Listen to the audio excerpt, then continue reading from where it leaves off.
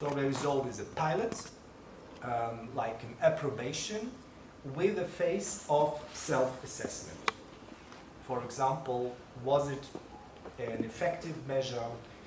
Are participants satisfied with the training? Do they have some improvement suggestions, etc.? So every new instrument, for example, every new course we create within our project has to be piloted. The fourth instrument, which is more pricey, and within our projects who are financed from ministries and from the European Union, we can have budget for that, is an external evaluation, of course.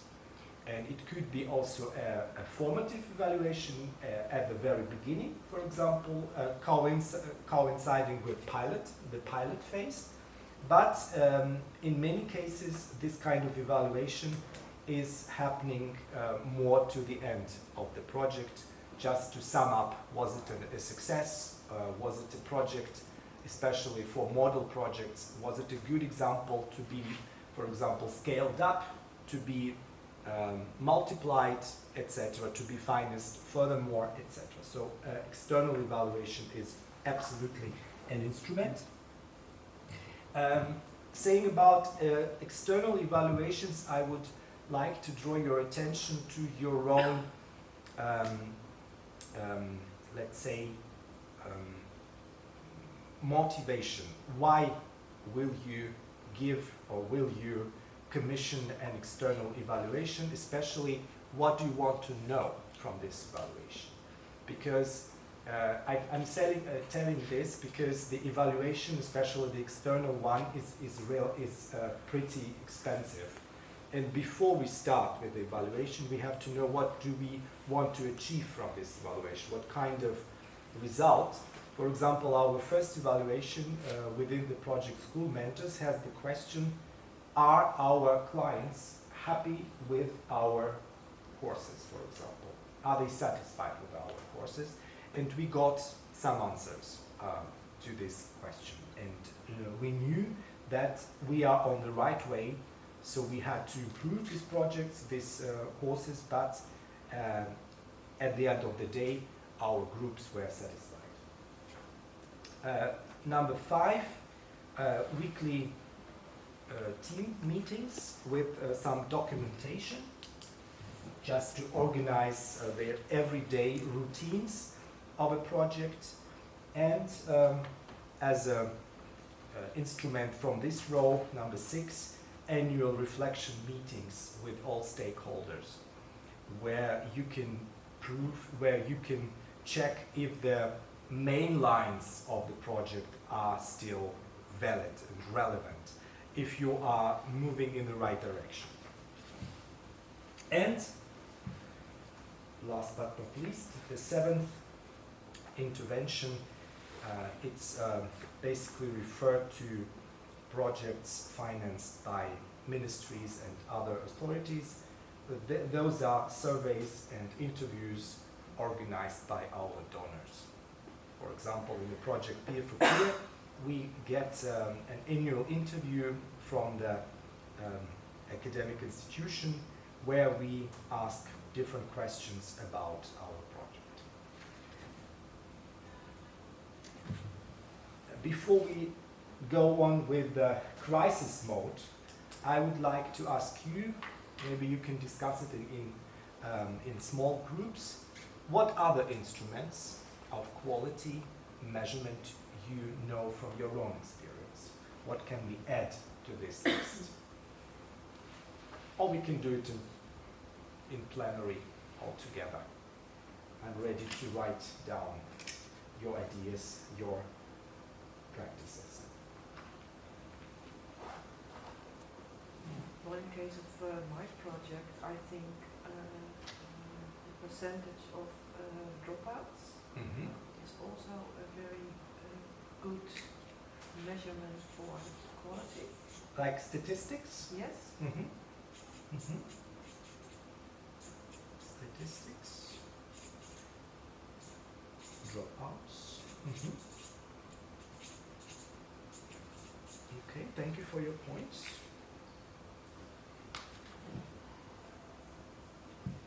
Any other ideas? Yeah, we do have the weekly meetings, but what we have is once a month we meet to something called intervision, and we talk about cases. And yeah, when we talk about cases, we also get a feeling of how happy our clients are, and how happy we are with our work. Intervision, absolutely. Thank you. Any other? I have at least 2 cards.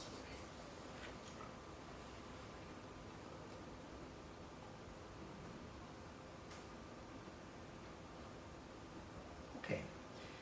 Then let's have a look at quality instruments during the pandemic. I call it quality amplifiers or enhancers. So what happened during the pandemic? In our case, what happened is that all schools suddenly disappeared. All participants suddenly disappeared. All colleagues suddenly disappeared. And it was like a vacuum for at least a whole year. And the project didn't stop. The project had to move on to achieve goals, to justify the budgets, etc., etc. So what we did in this situation? I would like to mention at least 3 or 4 measures we took to enhance the project in this crisis mode. The first, to me it's a crucial thing, and it's nothing new. We used online formats from the very beginning. And the situation was very lucky for us because my organization used to work with online tools before the pandemic. So it was nothing new for us to create an online course or blended learning course with a learning platform. That's why it was our rescue to be able to have these tools, to be able to work with these tools, and to be able to create good learning scenarios within these tools. So this is, to me, a very crucial thing. The second one is what was really crucial is to create a new internal and external communication.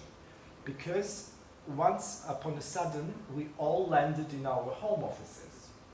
So these daily routines where we could talk to each other in our offices were not possible, which means that we had to improve, to intensify our communication within the team, but also with our donors, with our target groups, with just all surrounding.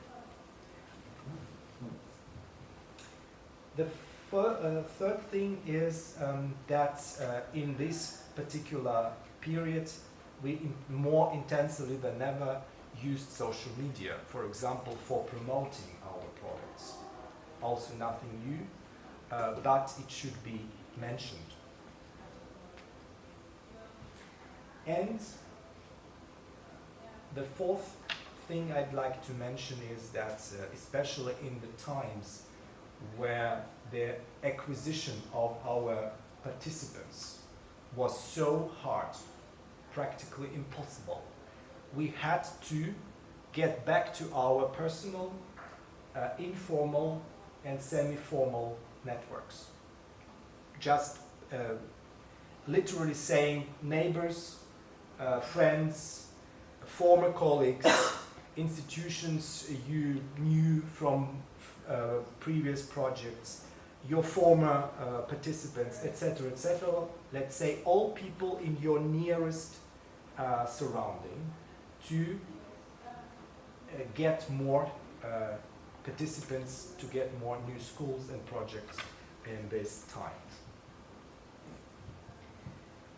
Do you have other practices. How did you survive these 2 years in the terms of quality? What did you undertake to survive? Or did you survive at all? Or was it just the business as usual for you? Definitely. I don't believe. No. We try to, for my organization, we try to give computers to our mentees because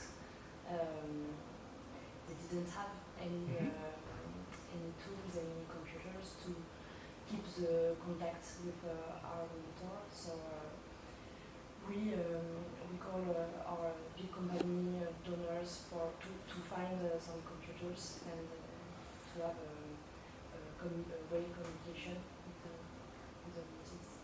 So it would be maybe number 1. Yes. And number 1 and number 3 maybe as a mix. Okay. No, not only number 1, number 3, I think, was computers, but also like headphones and things like that. So all the stuff you need to communicate. You can use a computer and then if you sit in a library or something like that, you can't talk. So you need some technical equipment. Yeah. Okay. Okay. Actually, this is a prerequisition for any kind of online-based communication. That's why I would put it just at the very top. Technical equipment. Anything else?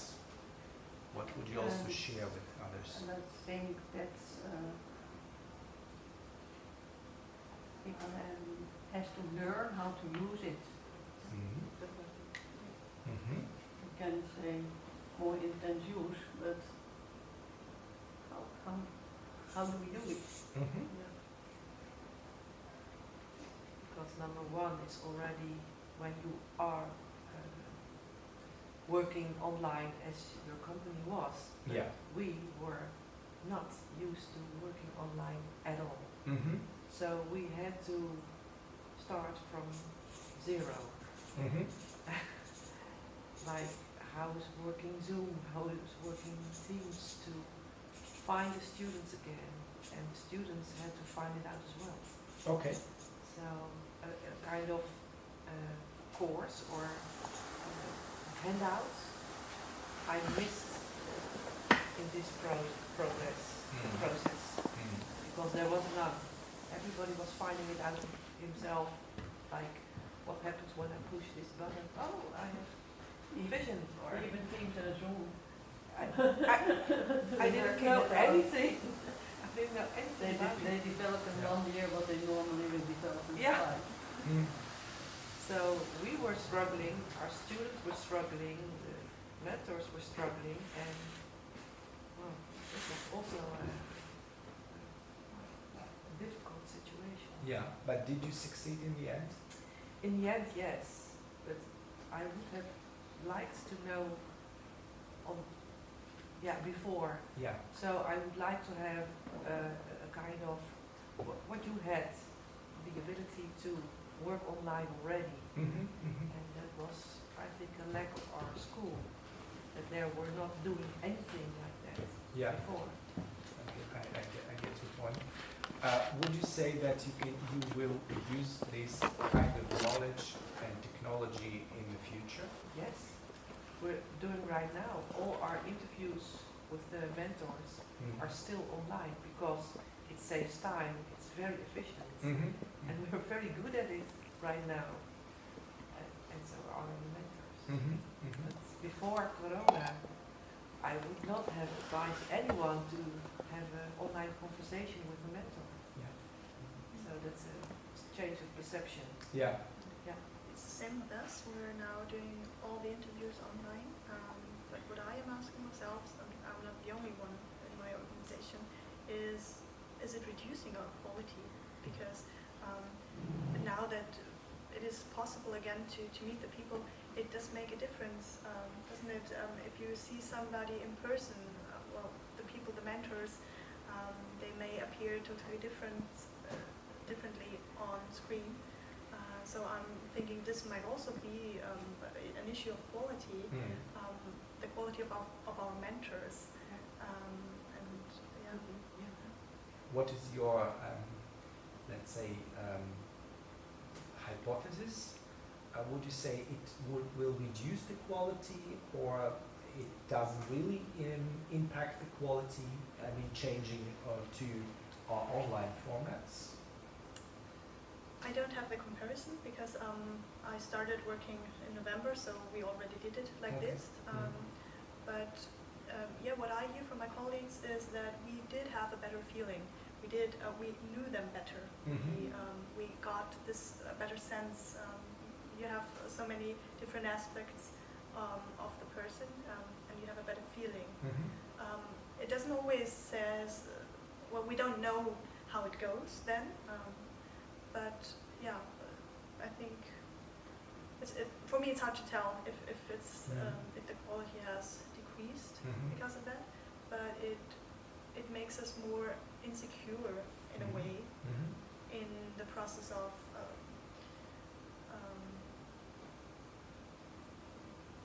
how do you say it?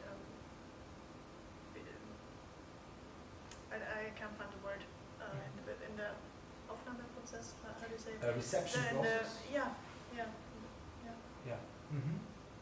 Okay. What would you say from your experience in last 2 years with Corona? We realized that online meetings could be an opportunity to work with mentees on soft skills and learning how to use IT tools. So now we suggest to mentors to mixed, so they became in our place to meet. But they also have meetings online to work with soft skills, how I write a mail,